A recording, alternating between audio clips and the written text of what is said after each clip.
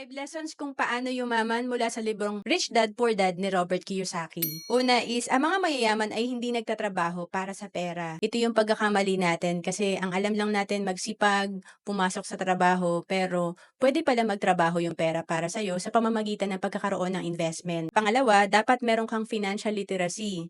Dito rin ako nagsimula kasi accountant ako, pero hindi ko alam kung paano magtrabaho ang pera.